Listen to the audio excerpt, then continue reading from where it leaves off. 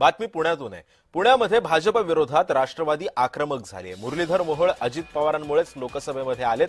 पुण्यातील राष्ट्रवादीची निवडणुकीची रणनीती सुद्धा चुकीची घडलं तर वाचा फोडा, चुकीचं करू नका असं अजित पवारांनी कार्यकर्त्यांना सल्ला दिला।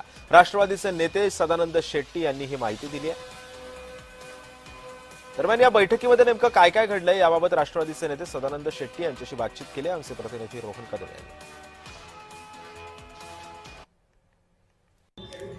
उपमुख्यमंत्री अजित पवारांनी आज पुण्यामध्ये उमेदवारांसह काही प्रमुख कार्यकर्त्यांना एका हॉटेलमध्ये जे आहे ते भेटण्यासाठी आणि बैठकीसाठी बोलवलेलं होतं।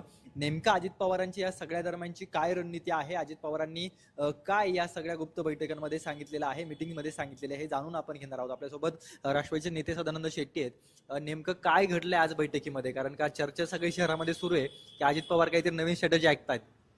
नाही, असं काही नाहीये। अजित पवार तर एक ग्रेट नेते आहेत, ते एकदम चांगले नेते, उत्कृष्ट नेते आहेत आणि ते एक जे निर्णय घेणार ते योग्यच घेणार। अजितदादांनी सांगितलं काही चुकीचं करत असतील तर तुम्ही जागृत राहा, सक्षम आहात, तुम्ही जागृत राहा, काही तुम्ही चुकीचं करू नका आणि तुमच्याकडनं फसवण्याचं काम, तुम्हाला फसवण्याचं काम कोण करत असतं तर तुम्ही जागृत राहा, तुमच्या कार्यकर्त्यांनी जागृत राहावं आणि ज्या ज्या गोष्टी असतील पोलिसांच्या माध्यमातून असेल वगैरे त्यांच्या निदर्शनाला आणा, पण तुम्ही एकदम जागृत राहून काम करा।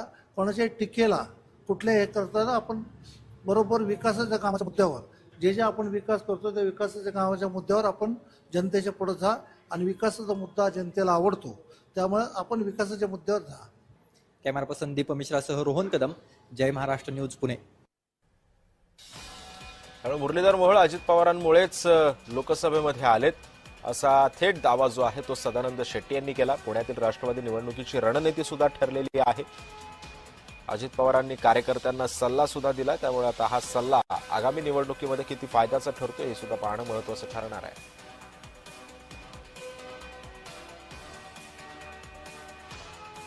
भाजप विरोधात राष्ट्रवादी आता आक्रमक झालेली आहे। पुण्यामध्ये चुकीचं घडलं तर वाचा फोडा असं आवाहन सुद्धा अजित पवारांनी केलंय।